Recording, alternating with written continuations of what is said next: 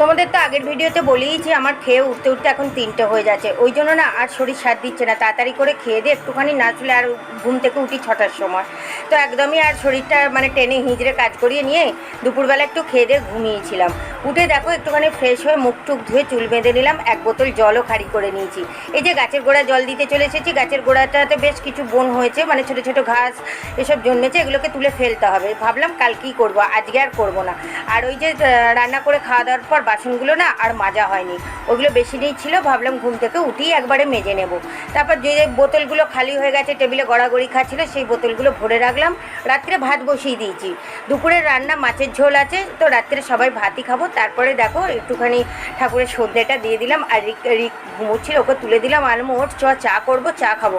আর রিকের চা খাওয়া মানেই তো দুধ চা খাবে ও, আমি নইলে সন্ধ্যাবেলা আমি একটু গ্রিন টি খাই।